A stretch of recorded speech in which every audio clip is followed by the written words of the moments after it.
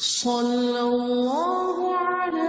محمد صلی اللہ علیہ وسلم۔ اعوذ باللہ السمیع العلیم من الشیطان الرجیم، بسم اللہ الرحمن الرحیم، والصلاة والسلام علی رسولہ الکریم۔ بخاری شریف باب الغسل جاری ہے، اور آج جو باب ہم پڑھیں گے یہ ہے من افاض علی رأسہ ثلاثا، کہ اس شخص کے بارے میں ہے جو غسل کرتے وقت اپنے سر پر 3 مرتبہ پانی بہاتا ہے۔ اچھا، یہ ہم ذہن میں رکھیں کہ جیسے ہم نے باب الوضو پڑھا تھا، اور اس میں ایک دفعہ ہم نے جامع حدیث پڑھ لی تھی، لیکن اس کے بعد پھر تفصیلی حدیث آئیں کہ نبی کریم صلی اللہ علیہ وسلم نے کبھی وضو میں 1 دفعہ آزاد ہوئے، کبھی 2 دفعہ، اور کبھی 3 دفعہ، یعنی مختلف حالات اور مختلف مواقع کے لحاظ سے ہمیں مختلف طرز عمل نبی کریم صلی اللہ علیہ وسلم کے ملتے ہیں۔ اسی طرح سے باب الغسل میں بھی ہم پڑھیں گے کہ مختلف مواقع پہ مختلف چیزیں، اور کبھی ایک ہی طرح کی چیزیں ہمیں ملیں گی۔ اچھا، اس میں احادیث کی دہرائی بھی بہت زیادہ ہے، یعنی وہی احادیث بار بار آئی ہیں، اس لیے ہم کچھ احادیث کو اس میں سے چھوڑیں گے، کیونکہ تقریباً ہمانی احادیث آ رہی ہیں، کچھ تھوڑا سا الفاظ کا فرق ہے، تو ہم اپنے موضوع پہ رہتے ہوئے دیکھیں گے کہ جتنی احادیث سے موضوع واضح ہو جائے گا وہ ہم بیان کریں گے، اور باقی ہم آگے گزر جائیں گے اس سے انشاءاللہ۔ تو آج جو اس میں حدیث ہم پڑھیں گے یہ حدیث نمبر 251 ہے، اور یہ حدیث ہے حضرت جبیر بن مطعم رضی اللہ تعالیٰ عنہ سے۔ فرماتے ہیں قال رسول اللہ صلی اللہ علیہ وسلم، کہ نبی کریم صلی اللہ علیہ وسلم نے فرمایا اما انا فافیض علی رأسی ثلاثا، کہ جہاں تک میرا تعلق ہے، یعنی اگر تم میرے طرز عمل کو اپنے لیے اسوہ حسنہ بنانا چاہتے ہو تو میرا طرز عمل یہ ہے، اما انا فافیض علی رأسی ثلاثا، کہ میں اپنے سر پر 3 چلو پانی بہاتا ہوں، وہ اشار بیدیہ کلتیہما، اور پھر آپ صلی اللہ علیہ وسلم نے اپنے دونوں ہاتھوں کو ملا کے، جیسے لپ بناتے ہیں دونوں ہاتھوں کو ملا کے، اشارہ فرمایا کہ اس طرح سے 3 چلو پانی جو ہے میں اپنے سر پہ بہاتا ہوں۔ مطلب یہ ہے کہ غسل کرتے وقت نبی کریم صلی اللہ علیہ وسلم 3 مرتبہ پانی بہاتے تھے، اور 3 مرتبہ بہانے کا مقصد یہ ہے کہ پانی اچھی طرح سے بالوں کی جڑوں میں پہنچ جائے، اور کوئی بال جو ہے وہ گیلا ہونے سے رہ نہ جائے، اس لیے نبی کریم صلی اللہ علیہ وسلم 3 مرتبہ پانی بہاتے تھے۔ ہم پیچھے یہ پڑھ چکے ہیں کہ پانی بالوں کی جڑوں میں پہنچانا جو ہے وہ ضروری ہے، تو 3 مرتبہ سے یہ جو سنت ہے یہ ادا ہو جاتی ہے۔ لیکن یہ کہ جو فرض ہے وہ 1 دفعہ دھونا ہے، 1 دفعہ ڈالنے سے اگر پانی جڑوں میں پہنچ گیا تو غسل ہو جائے گا، لیکن 3 مرتبہ دھونا جو ہے وہ سنت ہے۔ پھر اگلی حدیث جو ہے یہ بھی حضرت جابر بن عبداللہ رضی اللہ تعالیٰ عنہ سے روایت ہے۔ فرماتے ہیں کان النبی صلی اللہ علیہ وسلم یفرغ علی رأسہ ثلاثا، کہتے ہیں کہ نبی کریم صلی اللہ علیہ وسلم اپنے سر پر 3 مرتبہ پانی ڈالتے تھے، یعنی وہی حدیث ہے کہ 3 مرتبہ پانی ڈالتے تھے تاکہ بال جو ہیں وہ اچھی طرح سے گیلے ہو جائیں۔ پھر یہ حدیث حضرت ابو جعفر سے، یہ ہم پیچھے پڑھ چکے ہیں، تھوڑے سے لفظ اختلاف کے ساتھ یہاں دوبارہ آئی ہے، اور اس میں جو حدیث بیان کرنے والے ہیں یہ حضرت ابو جابر ہیں، جن کے بارے میں ہم ابو جعفر ہیں جن کے بارے میں ہم پیچھے پڑھ چکے ہیں، اور وہ فرماتے ہیں قال علی جابر، کہ مجھے حضرت جابر نے بتایا وہ اتانی ابن عمک، میرے کے پاس تمہارے چچا زاد آئے تھے، یعرض بالحسن بن محمد بن حنفیہ، اور ان کے ساتھ ان کی مراد جو حسن بن محمد بن حنفیہ تھے، یہ حضرت علی رضی اللہ تعالیٰ عنہ کے پوتے تھے۔ تو انہوں نے پوچھا کہ غسل جنابت کا طریقہ کیا ہے؟ قال کیف الغسل من جنابہ فقلت کان النبی صلی اللہ علیہ وسلم یاخذ ثلاثۃ اکف، کہ نبی کریم صلی اللہ علیہ وسلم 3 مرتبہ 3 چلو پانی لیتے تھے، ویفیض علی رأسہ، اور پھر ان کو اپنے سر پہ ڈالتے تھے، ثم یفیض علی سائر جسدہ، پھر اس کو اپنے پورے جسم پر بہاتے تھے۔ فقال للحسن، پھر جو حسن تھے انہوں نے یہ کہا انی رجل کثیر الشعر، کہ میں وہ شخص ہوں جس کے بال بہت زیادہ ہیں۔ فقلت، تو میں نے کہا کان النبی صلی اللہ علیہ وسلم اکثر من کا شعرا، کہ نبی کریم صلی اللہ علیہ وسلم کے بال آپ سے بھی زیادہ تھے۔ تو مطلب یہ ہم پیچھے اس کی تفصیل پڑھ چکے ہیں کہ ان کا خیال تھا کہ شاید اتنے زیادہ بالوں میں 3 چلو پانی ڈالنے سے وہ دھلیں گے نہیں، پورے نہیں ہوں گے، تو انہوں نے فرمایا کہ نہیں، نبی کریم صلی اللہ علیہ وسلم کے بال تم سے بھی زیادہ تھے۔ مطلب یہ ہے کہ اسراف بھی نہ کیا جائے، اور پانی اتنا کم بھی نہ ڈالا جائے کہ بال گیلے نہ ہوں، اس چیز کو یعنی ملحوظ رکھیں۔ آج کل تو پانی بہت زیادہ ہے، نل ہیں، شاور ہیں، بالٹیاں ہیں، اور اس میں وضو کے دوران بھی ہم دیکھتے ہیں کہ بس ٹیپ کھول دیا اور پانی کھلا ہی رہا، مسح کرتے ہوئے بھی ٹیپ کھلا ہے، برش کر رہے ہیں تب بھی کھلا ہے. تو یہ طریقہ جو ہے درست نہیں ہے، بلکہ نبی صلی اللہ علیہ وسلم کی جو سنت ہے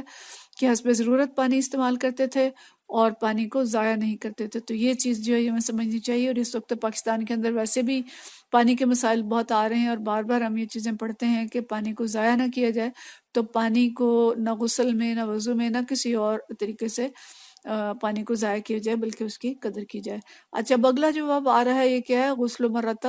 مرتن واحدتن، کہ ایک دفعہ غسل کرنے کا بیان. اب پیچھے ہم نے 3 مرتبہ پڑھا، اب جو حدیث آ رہی ہے یہ 1 مرتبہ کے بارے میں ہے، اور یہی وضو کے بارے میں ہم چیزیں پڑھتے رہے ہیں. یہ جو حدیث ہے 254،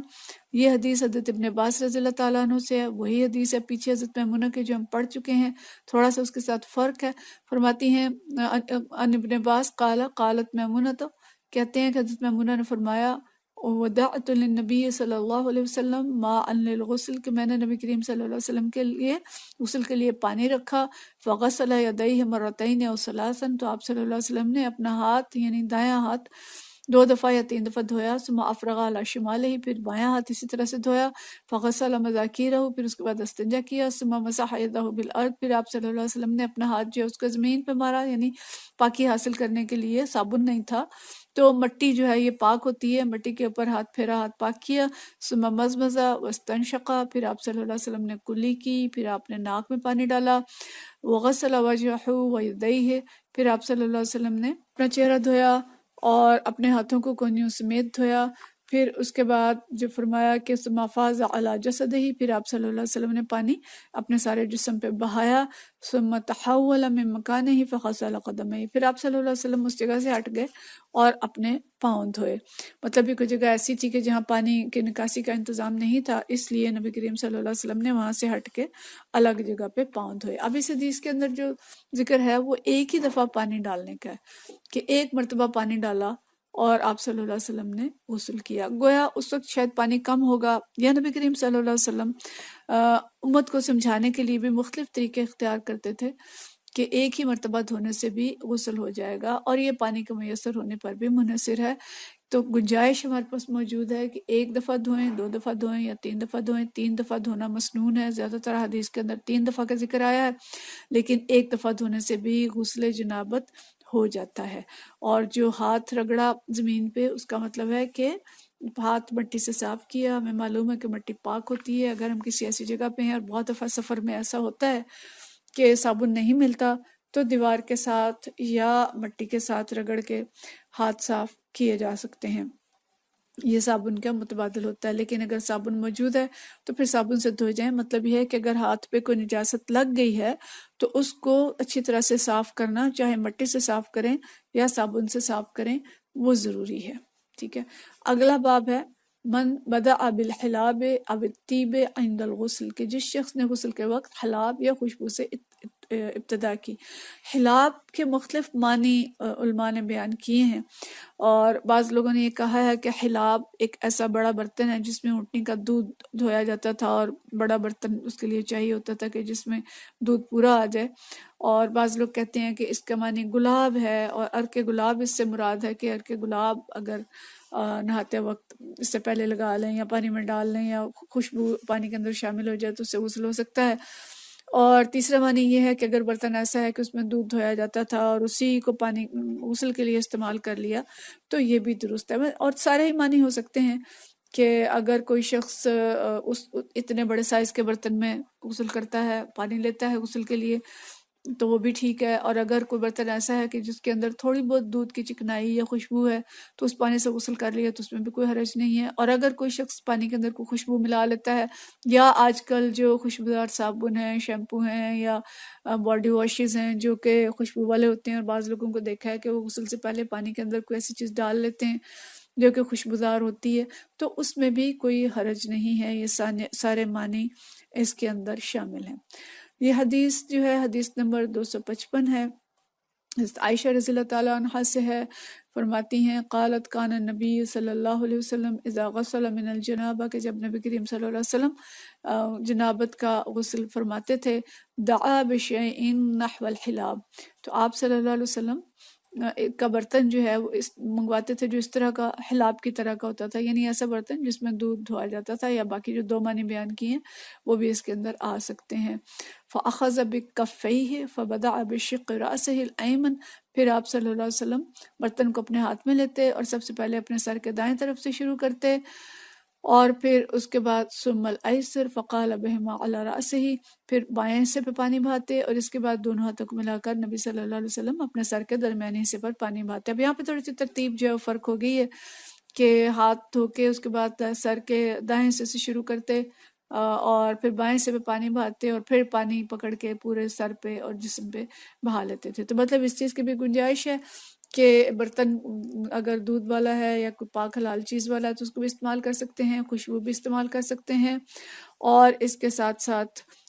جو تھوڑا سا مختلف طریقہ ہے کہ پہلے دائیں سے پھر بائیں سے پھر، مجھے لگتا ہے کہ خاص طور پہ خواتین جن کے بال لمبے ہوتے ہیں ان کے لیے ضروری نہیں ہے کہ بیک وقت تو سارے سر پہ بہا سکیں پانی، یا سارے سر پہ بہانے سے بعض کا سر گیلا نہیں ہوتا، تو دائیں اور بائیں کا طریقہ جو ہے وہ بھی استعمال کیا جا سکتا ہے۔ تو یہ سارے مختلف طریقے ہیں اور مختلف گنجائشیں اور آسانیاں ہیں جو دین نے دی ہیں، اور ہمیں انہیں استعمال کرنا چاہیے۔ آگے حدیث نمبر ہے، اس سے اگلی حدیث جو ہے حدیث نمبر 256 ہے، اور جو باب ہے المضمضۃ والاستنشقاق فی الجنابہ، کہ غسل کرنے سے پہلے یا غسل کرنے میں کلی کرنے اور ناک میں پانی ڈالنے کا بیان۔ تو یہ بھی ہم پیچھے پڑ چکے ہیں کہ مضمضہ اور استنشاق، منہ میں اور ناک میں پانی ڈالنا جو ہے یہ غسل کا لازمی جز ہے۔ اب اس میں علماء کا تھوڑا سا اختلاف ہے، بعض کہتے ہیں کہ فرض ہے اور بعض کہتے ہیں کہ سنت ہے، لیکن فقہ حنفی کے مطابق غسل میں یہ فرض ہیں اور وضو میں یہ سنت ہیں۔ تو کہ نبی کریم صلی اللہ علیہ وسلم نے غسل میں ہمیشہ وضو کلی کی اور ناک میں پانی ڈالا، اور پوری طرح سے پاکی کے لیے یہ ضروری ہے کہ غسل سے پہلے جب وضو کرتے ہیں تو ظاہر ہے دونوں چیزیں ہو جاتی ہیں، لیکن اگر وضو کا وقت نہ بھی ہو تو پھر کلی اور ناک میں پانی جو ہے یہ ضرور ہی ڈال لینا چاہیے، اس لیے اس پہ الگ باب جو ہے امام بخاری نے باندھا ہے۔ اچھا، یہاں پہ حدیث دوبارہ وہی ہے حضرت میمونہ رضی اللہ تعالیٰ عنہ والی جو حضرت ابن عباس بیان کرتے ہیں، میں اس کا صرف ترجمہ پڑھ دیتی ہوں کہ حضرت میمونہ بیان کرتی ہیں کہ میں نے رسول اللہ صلی اللہ علیہ وسلم کے لیے غسل کا پانی برتن میں ڈالا تو آپ صلی اللہ علیہ وسلم نے دائیں ہاتھ سے اپنے بائیں ہاتھ پر پانی بہایا، پھر اس کے بعد دونوں ہاتھوں کو دھویا، اس کے بعد پھر نبی صلی اللہ علیہ وسلم نے استنجا کیا اور آپ نے اپنا ہاتھ زمین پر رگڑا، مٹی سے رگڑا، اور اس کے بعد نبی صلی اللہ علیہ وسلم نے منہ میں پانی ڈالا اور ناک میں پانی ڈالا، پھر نبی صلی اللہ علیہ وسلم نے اپنا چہرہ دھویا اور اپنے سر پر پانی بہایا، اور پھر نبی صلی اللہ علیہ وسلم وہاں سے ہٹ گئے اور ایک الگ مقام پر جا کر اپنے پاؤں دھوئے۔ یہاں پہ ایک اضافہ ہے، فرماتی ہیں ثم اوتی بمندیل فلم ینفث بہا، آپ صلی اللہ علیہ وسلم کو رومال دیا گیا لیکن آپ صلی اللہ علیہ وسلم نے اس سے اپنا بدن خشک نہیں کیا۔ تو بتانا وہ یہ چاہ رہی ہیں کہ غسل سے پہلے نبی کریم صلی اللہ علیہ وسلم نے کلی کی اور ناک میں پانی ڈالا، اور تقریباً ساری حدیث میں آ رہا ہے کہ پاؤں جو ہیں وہ الگ جگہ پہ جا کے دھوئے، کیونکہ وہاں ایسی جگہ نہیں ہوگی کہ پاؤں ساتھ دھوئے جا سکتے ہوں، کیچڑ ہوگا، کچی جگہ ہوگی، یا پھر یہ بھی ہوگا کہ پاؤں جو ہے ان کو اچھی طرح سے بعد میں دھویا جائے۔ بہرحال تو نبی صلی اللہ علیہ وسلم نے تولیہ استعمال نہیں کیا اور مال استعمال نہیں کیا، لیکن ترمذی کی ایک روایت یہ ہے کہ نبی صلی اللہ علیہ وسلم جو ہے وہ کپڑا استعمال کرتے تھے، کبھی کبھی کر لیتے تھے۔ تو دونوں چیزیں ہو سکتی ہیں، وہاں گرمی شدید تھی، گرمی میں اگر نہیں استعمال کیا تو اس وجہ سے بھی نہیں کیا ہوگا کہ جو ٹھنڈک ہے پانی کی وہ برقرار رہے، اور یہ بھی بعض علماء کہتے ہیں کہ غسل اور وضو جو ہے اس سے انسان کے گناہ جھڑتے ہیں، تو شاید یہ بھی مقصد ہو کہ جب تک پانی ٹپکتا رہے گا گناہ جھڑتے رہیں گے، واللہ عالم، دونوں چیزیں ہو سکتی ہیں، لیکن بہرحال اس میں کوئی سختی نہیں ہے، چاہیں تو استعمال کریں اور چاہیں تو نہ کریں، لیکن ظاہر ہے شدید سردی میں تولیہ اور مال استعمال کیے بغیر گزارا نہیں ہوتا، اس پہ کوئی حکم سختی کا نہیں ہے، جس طرح سے آسانی ہو ویسے کر سکتے ہیں۔ تو آج کے باب میں جو ہم نے چیزیں پڑھیں کہ ایک دفعہ بھی دھویا جا سکتا ہے غسل میں، 3 دفعہ بھی دھویا جا سکتا ہے، پاؤں الگ ہو کے دھوئے جا سکتے ہیں، اور کلی کرنا، ناک میں پانی ڈالنا ضروری ہے، خوشبودار اگر پانی ہے تو وہ بھی استعمال ہو سکتا ہے، دودھ کا برتن ہے تو اس سے بھی اگر تھوڑی بہت خوشبو ہے دودھ کی تو اس سے بھی غسل ہو سکتا ہے، اور اس کے ساتھ یہ کہ تولیہ چاہیں تو استعمال کریں اور چاہیں تو نہ کریں۔ وآخر دعوانا ان الحمد للہ رب العالمین۔